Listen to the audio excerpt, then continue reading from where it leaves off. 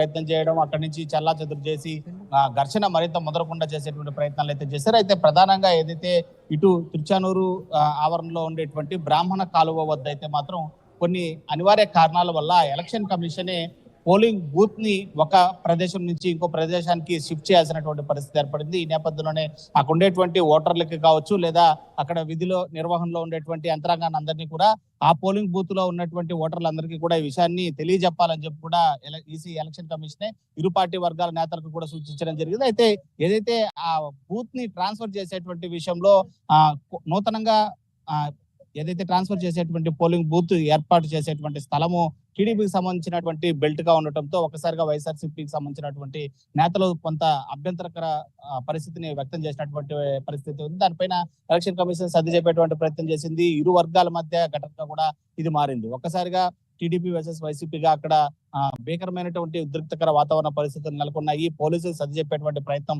ఎంతో మేర చేశారు. బలగాలను పిలిపించడమే కాకుండా చల్లాచెదురు చేసేటువంటి ప్రయత్నం చేశారు.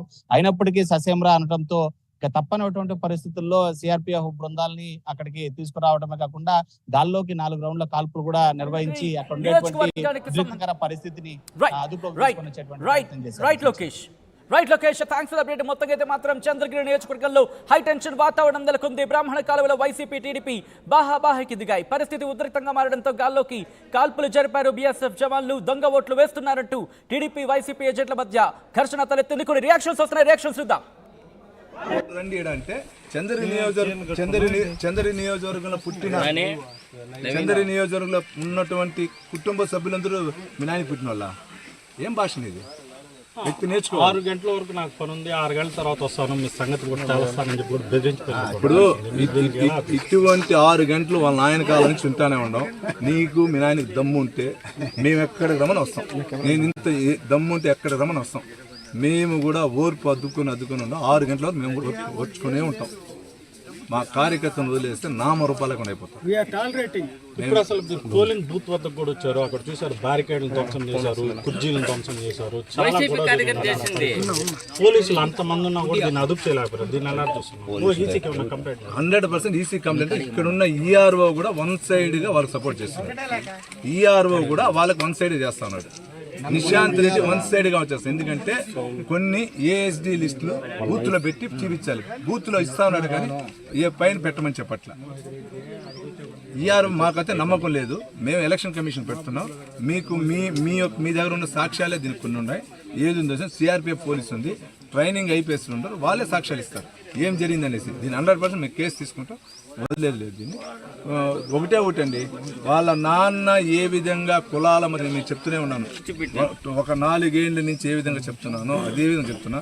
ఎలక్షన్ వస్తే వాళ్ళు కులాల మధ్య చిచ్చు పెట్టేది అలవాటండి.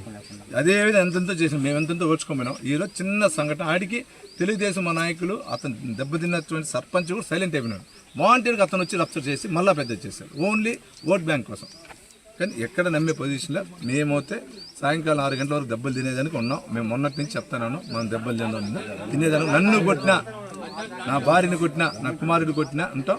6 గంటల పైన అతను నా కొడుకు అన్నాడు కదా, ఆ వాళ్ళు ఎక్కడ రమ్మంటే మేము వచ్చేదానికి. ఇప్పుడు మేము గాజులు వేసుకొని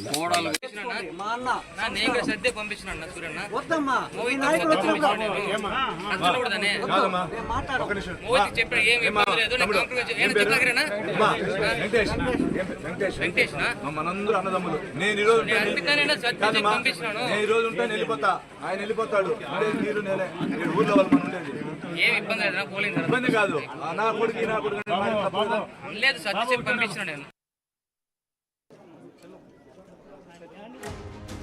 బ్రేకింగ్ న్యూస్ చూస్తున్నారు. చంద్రగిరి నియోజకవర్గంలో హైటెన్షన్ వాతావరణం నెలకొంది. బ్రాహ్మణ కాలువలో వైసీపీ టీడీపీ బాహాబాహికి దిగాయి.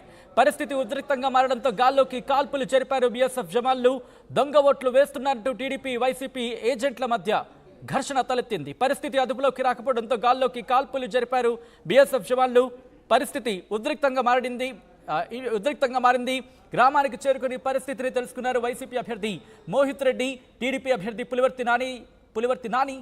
విజువల్స్ మీరు చూస్తున్నారు. అక్కడ పరిస్థితిని సమీక్షిస్తున్నారు. ఆ పరిస్థితిని అక్కడ పరిస్థితి ఏంటి అనేది అడిగి తెలుసుకుంటున్నారు నాయకులు.